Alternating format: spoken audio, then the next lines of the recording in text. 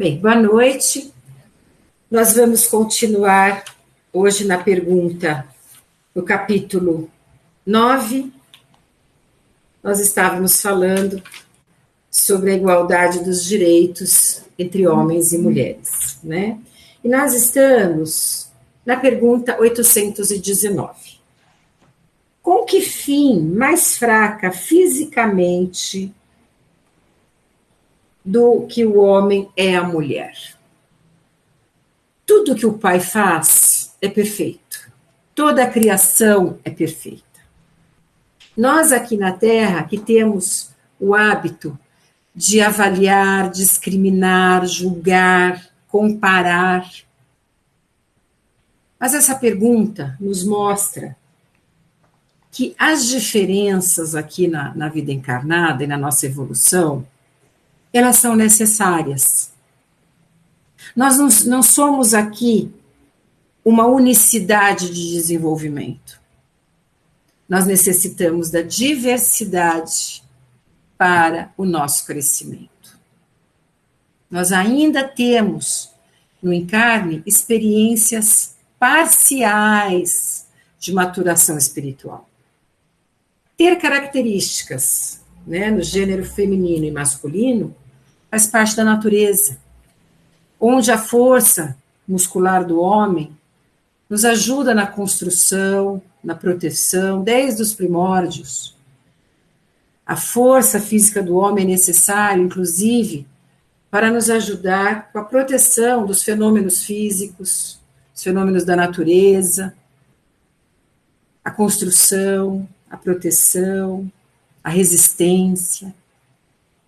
Além, claro, nós estamos falando do aspecto físico, da fragilidade física e a força muscular, mas as características específicas dos gêneros que são tão necessárias ao nosso aprimoramento nessa experiência, como falamos na aula passada.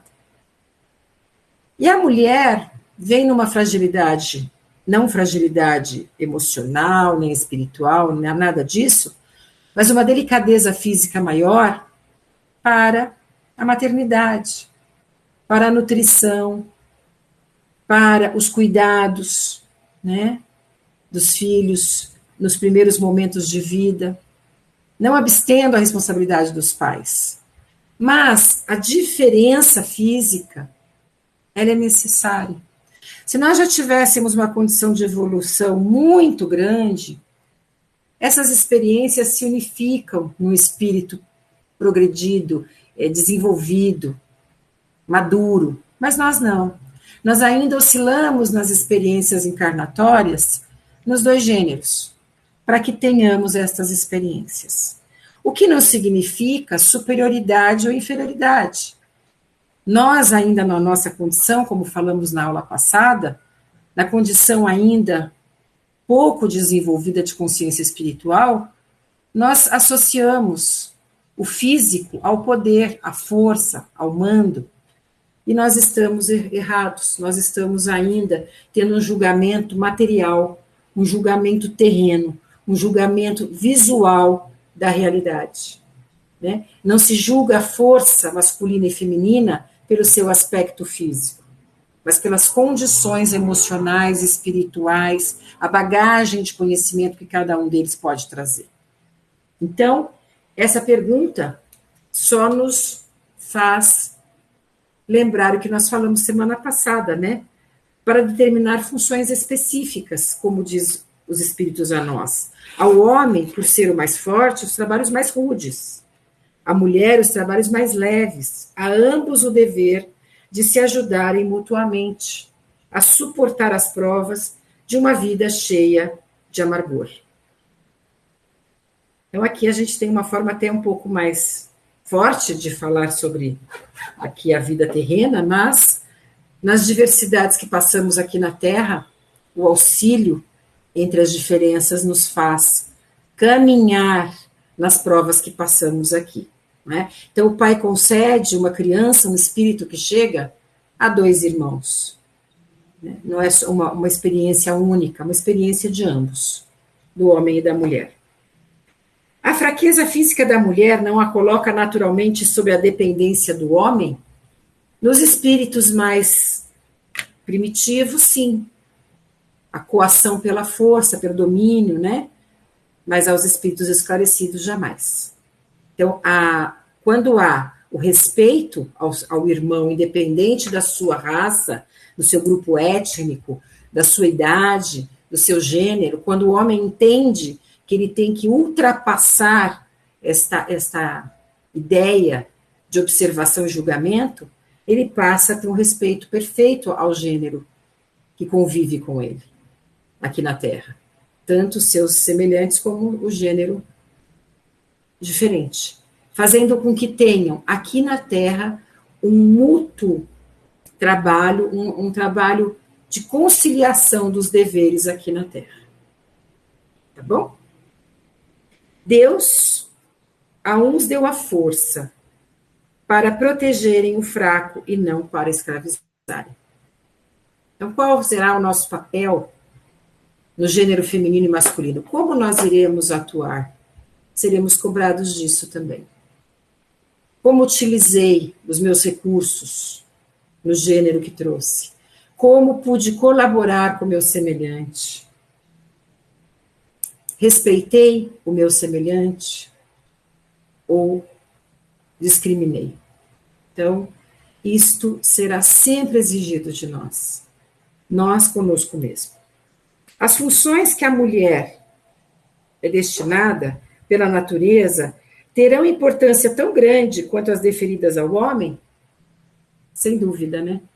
Então, a gente vê uma pergunta sendo dessa forma, que até são perguntas que hoje seriam assim um pouco surpresa para nós, mas nós temos que lembrar, como falamos na última aula, há mais de 200 anos atrás, a mulher tinha uma presença na sociedade, um papel muito restrito, sem ação política, limitação profissional, subjugação ao patriarcado. Então, a gente tem, nesse momento, perguntas ligadas, inclusive, à situação de mais de 200 anos atrás. Então, a gente não pode conceber hoje a ideia de que existe uma importância maior no papel masculino ou feminino. A cada um será dado um trabalho de acordo com seus recursos intelectuais, espirituais, morais, independente de seu gênero. É como se falarmos hoje, grupo étnico A, B, C, tem mais importância ou menos, não tem sentido isso. E a cada passo que a humanidade dá, a diferença entre gêneros, no sentido de discriminação, de diversidade, de domínio, diminui. E as leis naturais cobram das leis humanas um progresso. Então, a gente vê hoje leis que protegem um período tão grande de discriminação que ocorreu com a mulher. Ainda há muito a fazer? Há, mas há progresso. Sempre há progresso. Como nós já estudamos, as leis naturais, as leis de Deus, que é a perfeição, é a igualdade de direitos, é a liberdade absoluta de pensamento, é o livre-arbítrio,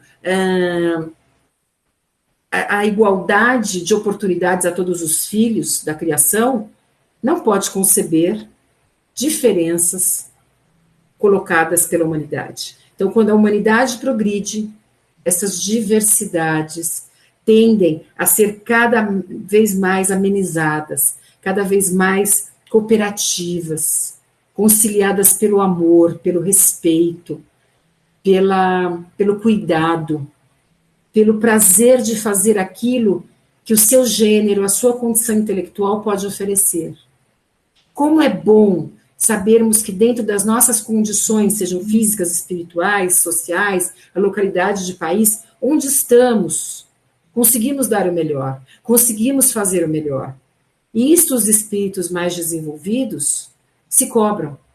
Independente de quem sou, da idade que tenho, do tempo encarnatório, eles se cobram o melhor. O medo, né, de nascer, ter um filho, nós aqui na Terra ainda temos essa questão, um filho no gênero feminino, masculino, nós ainda trazemos este papel da discriminação, que é fruto de um espírito ainda materializado. Então, nós vamos lapidando o nosso espírito e deixando para trás esse orgulho, esta cobrança, esse julgamento estético, aparente. Isso acaba. O espírito vai se unificando cada vez mais.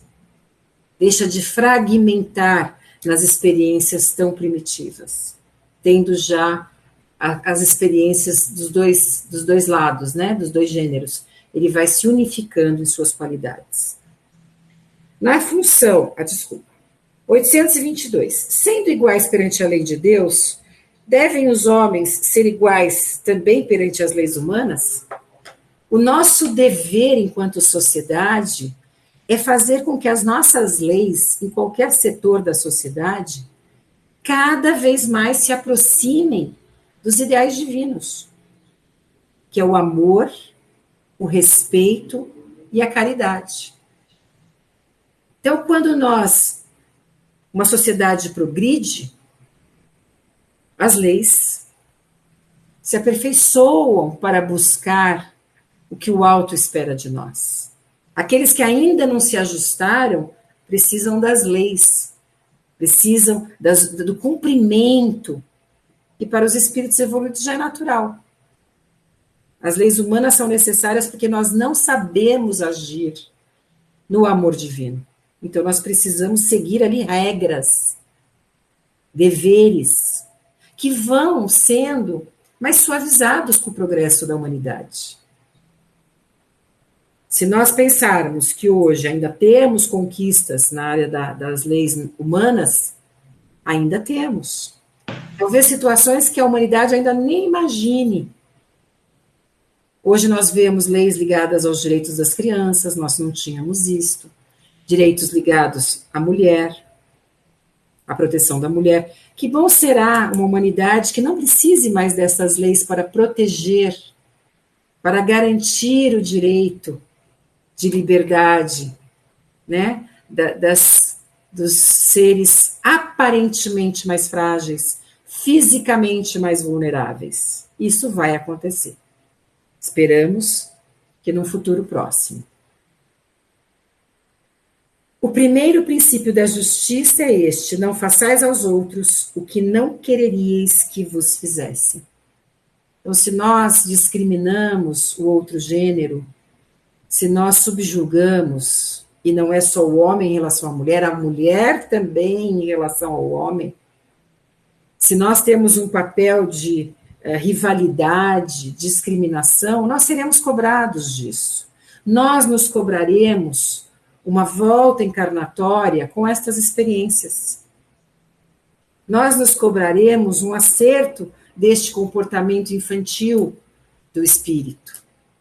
E nós buscaremos experiências pela lei universal, nós estaremos envolvidos em energias encarnatórias do que nós realizamos anteriormente. Então, a humanidade, progredindo, suaviza a legislação e nós podemos ter encarnações menos expiatórias, mais leves, que é o que nós esperamos encontrar no futuro, né? Assim sendo, uma legislação, para ser perfeitamente justa, deve consagrar a igualdade dos direitos do homem e da mulher? Sem dúvida, né? Dos direitos, sim, mas as funções não. Ou seja, sempre as características serão diversas. Então, nós temos a igualdade dos direitos, a igualdade do amor do Pai, a igualdade de oportunidades, mas cada um sabendo os seus limites, respeitando a natureza, sabendo a sua condição física no seu trabalho, na sociedade, o seu papel, a sua facilidade, né, na colaboração, não determinando funções a cada um, mas sim vendo onde cada um pode auxiliar o próximo e a si mesmo. Tá certo? O espírito não tem sexo, nós falamos sobre isso na última aula. A materialização perispiritual do gênero é algo dos espíritos ainda da nossa condição, expiação e prova. Os espíritos evoluídos, eles não estão preocupados que roupagem perispiritual eles terão. Nem que roupagem espiritual eles terão encarnados. Eles não estão preocupados com isso. Nós ainda temos uma preocupação da estética perispiritual. Nós ainda nos fixamos em períodos, etapas, que nos farão materializar o que sentimos. Então, se eu tenho uma encarnação como no gênero feminino e desencarno, provavelmente eu ainda me coloco nessa situação até o período em que, no desencarne, nós estamos já num período de desenvolvimento, estudo, trabalho, e eu posso fazer alterações na minha parte perispiritual. Quanto mais desenvolvido o espírito, menos ele terá a preocupação com a estética perispiritual. Também a estética ou o gênero aqui na Terra.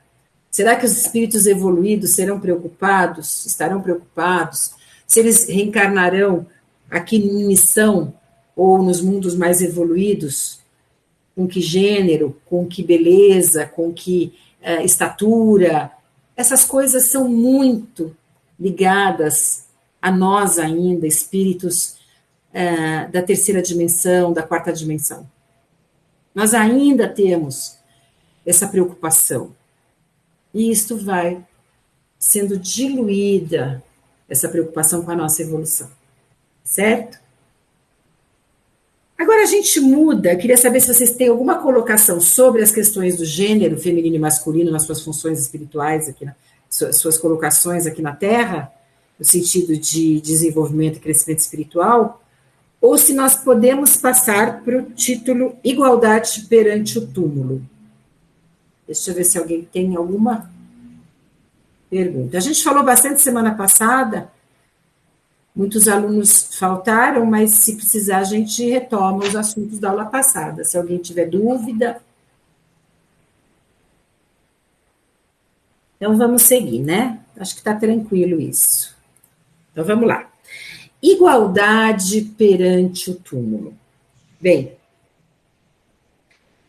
nós sabemos, não lembramos, porque quando nós nascemos, nós temos aí o véu do esquecimento para nos ajudar no nosso equilíbrio aqui na Terra, mas nós sabemos que ao desencarnar, nós estaremos nos desligando de tudo que há na Terra, e de acordo com a nossa evolução, quanto mais desenvolvidos espiritualmente, mais despertos, menos preocupação nós temos com este momento de separação. Os espíritos mais desenvolvidos, eles têm nessa passagem uma alegria, inclusive, sabendo que o período encarnatório não é um período fácil, que o peso da matéria limita o espírito que irradia luz, que é esclarecido, que tem uma visão além das aparências materiais. E o corpo físico, ele limita as faculdades espirituais de um espírito mais desenvolvido. Então, quando um espírito mais desenvolvido desencarna, ele sente um certo alívio. Um alívio por deixar esse peso material para trás e estar ali numa condição de energia mais leve. Os espíritos mais ligados à condição material, presos ainda às questões das ilusões da Terra, os desejos, né, as coisas, as ilusões aqui da matéria, de um corpo material, os desejos materiais, eles têm uma passagem um pouquinho mais difícil no sentido desse desprendimento. Nós já estudamos esse ano, o ano passado, sobre isso. Esse desprendimento varia demais. É muito individual este momento. Com o auxílio de toda a equipe espiritual, as falanges que auxiliam no desencarne, existem falanges específicas para este momento de trabalho. Nós nunca estamos sozinhos. Auxiliem os irmãos com mais dificuldade no desligamento do corpo ao espírito. E a gente tem uma série de situações, desde as mais difíceis, onde a dificuldade da liberdade do espírito, né, a prisão do espírito no corpo, aos espíritos praticamente desprendidos já, e que até sabem o momento do seu desencarne. Então, esse momento do desencarne é muito pessoal, de acordo com a nossa condição, com a nossa consciência, de acordo com a aceitação da vida espiritual, nosso esclarecimento. Não tem nem tanto relação com o que levou ao desencarne, mas sim com o nosso esclarecimento espiritual. Às vezes as pessoas falam, foi um acidente, então a pessoa ficou ali. Não, depende da condição espiritual de cada um de nós. Então, o que é o entorno material desse desencarne? O sepultamento, as homenagens, a família, a dor da família, né, que é uma despedida, que por mais que a gente estude, por mais que sejamos espíritas, por mais que tenhamos fé em Deus, ainda estamos num corpo material, e esta separação para nós é um momento muito forte. Para o espírito, estas homenagens, como elas são feitas, têm importância? Vai trazer mais alegria para o espírito, ter mais flores, um sepultamento mais orquestrado, mais luxuoso? Como é para o espírito essa situação? O espírito esclarecido, ele não vê sentido naquela pompa, naquele luxo, naquela preocupação material. Ele se desliga daquela situação, muitas vezes sente o amor dos seus familiares, a vibração, o carinho dos seus familiares, mas é isso que o apreende no momento do desencarne. O afeto, o amor, as emanações, as orações, ele vai sentir aquela emanação vinda do espiritual da família. Ele não está nem aí se o túmulo é grande, pequeno, se é localização aqui ou ali. Ele não está preocupado com isso, porque entende que o que é da terra, na terra fica, o que é do espírito, o espírito vai, é eterno, que aquele corpo realmente ali fica e não tem mais utilidade para o seu crescimento, e que ele se sente vivo e consciente num corpo, para ele também material, porque é semimaterial, mas ele se vê num corpo. E as pessoas tendem, mais esclarecidas, a pensar, mas isso é a morte? Eu não morri. Na literatura, quando nós lemos André Luiz, nós vemos tantos relatos assim. Nossa, mas eu morri? A pessoa fica, às vezes, até incrédula. E se sente totalmente consciente e desperta. Uma pessoa consciente e desperta, que tem um esclarecimento espiritual, ela vai ficar preocupada com as ornamentações terrenas? Não. Isto é preocupação do espírito materializado, orgulhoso, do espírito voltado à terra, do espírito que não ascendeu à condição espiritual. Isso não quer dizer que nós, quando nossos parentes, amados, desencarnarem, nós vamos ali ignorar a situação. Não. É o equilíbrio que o Pai pede, a ponderação que o Pai pede. O que a espiritualidade pede de nós? O bom senso. Que seja um momento de homenagem digna de oração, de fé, de confiança. Infelizmente, a nossa postura na Terra não é o que os espíritos esperam de nós. Como é difícil o desligamento de um irmão quando há ali burburinho, conversas diversas, orgulho, vaidade, preocupações estéticas, com um momento em que deveria ser de acolhimento espiritual daquele irmão e da equipe espiritual que está ali, desligando aquele irmão, tirando todo o magnetismo do corpo físico, tirando a energia do fluido vital que ali ainda permanece, para desprender esse irmão e que ele não tenha nenhum sofrimento, como nós aqui na Terra utilizamos esse momento? Revendo os parentes, muitas vezes falando alto, que a nossa atitude se modifique como cristão, que sabe que aquele momento é um momento de, como eu diria, um momento de pleno amor àquele irmão que está desencarnando. De vontade que ele siga fortalecido em Deus. Mas nós não esquecemos disso, nós nos preocupamos com o arranjo, o túmulo. Então, este capítulo, esse subcapítulo, aqui, esse subtema, que é pequenininho, é um alerta para nós, para que a gente mude a nossa postura neste momento, e que quando for o nosso momento, que a gente receba dos nossos familiares a prece, o amor, o fortalecimento. Que a gente não esteja preocupado com que cor a flor estará ali sobre nós, com que roupa eu estarei trajado, ou qual tamanho ali do local. Então, o que está associado, essa estética no momento do desencarne? O orgulho, a materialização, o poder, o dinheiro, coisas que não têm nada a ver com o desligamento espiritual de um indivíduo. Então, aquele corpo precisa ser respeitado, aquele corpo é sagrado, aquele corpo, ele é instrumento de um espírito em desenvolvimento, mas é um corpo material. Então, tenhamos essa reflexão. De onde nasce o desejo que o homem sente de perpetuar sua memória por meio de monumentos fúnebres?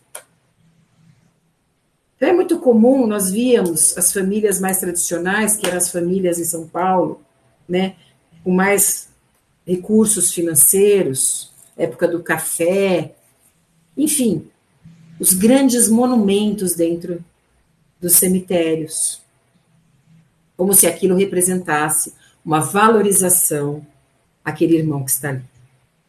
Então, que isto seja cada vez mais despojado em nós, espíritos em desenvolvimento. Não é importante o tamanho deste local. Tá? Mas a suntuosidade dos monumentos fúnebres não é antes devida, as mais das vezes, aos parentes do defunto, que lhe querem honrar a memória do que o próprio defunto? Dependendo da condição do espírito, ele nem vai ver o que está acontecendo ali fora. Ele só vai sentir o amor dos seus parentes, o desejo do progresso. Se for um espírito muito primitivo, sim, vai ser importante o tamanho, né, das homenagens, o luxo das homenagens. Mas muitas vezes, como diz aqui, um orgulho de nós na Terra, de mostrarmos ali como se o luxo daquele momento, ou a materialização daquele momento, fosse honrar aquele irmão. E o que vai realmente honrar aquele irmão? O respeito ao momento, o silêncio, o resguardo, a prece e o amor. Né? Então, o que dizem os espíritos? Orgulho dos parentes, desejosos de se glorificarem a si mesmos. Oh, sim, nem sempre é pelo morto que fazem todas estas demonstrações. Elas são feitas por amor próprio e para o mundo, bem como por ostentação da riqueza. Supões, porventura, que a lembrança de um ser querido dure menos no coração do pobre, que não lhe pode colocar sobre o túmulo senão uma singela flor?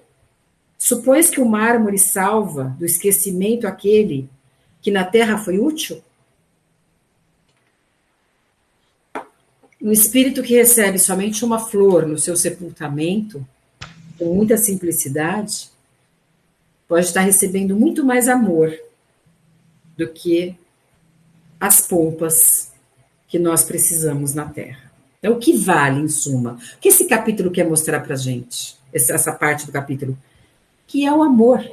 É isto que o espírito vai receber. Quando nós pensamos no irmão que faleceu, que nós amamos, nós sabemos que ele está vivo lá na vida espiritual. Quando nós emanamos uma prece, um bem-pensar, uma saudade, uma lembrança afetiva, bonita, ele se alegra. Ele se liga a nós. É como um fio de pensamento que chega a ele. Isto é importante para ele. A lembrança pura, a lembrança dos momentos, dos aprendizados, da convivência, dos elos. Isto que o espírito vai sentir. É isto que ele leva. Se nós conseguirmos fazer uma prece em silêncio no momento em que nós estamos no sepultamento, nós ajudamos muito as equipes médicas que estão ali. Muito. Ajudando, inclusive, trabalhos realizados no local, não só com o nosso parente, mas com outros irmãos que desencarnaram. É um lugar sagrado. É um lugar de tratamento. É um lugar onde a espiritualidade maior trabalha incessantemente. Porque aos irmãos que resistem à presença de Deus, resistem à mudança, resistem ao desprendimento material, que ainda vibram no ódio, esses irmãos têm um desencarne muito difícil. E a prece os alivia. A prece auxilia os irmãos que estão ali desencarnados, ainda em sofrimento, se desprenderem. Então, é um momento em que nós nos dirigimos a um sepultamento, nós devemos ter isso em mente. Que nós estamos indo para um local de oração. Certo? Reprovais, então, de modo absoluto a pompa dos funerais? Isso significa que nós não vamos fazer nada para os nossos parentes? Não. Né? Quando se tem em vista honrar a memória de um homem de bem, é justo e bom exemplo. O túmulo é o ponto de reunião de todos os homens. Aí terminam, inelutavelmente, todas as distinções humanas.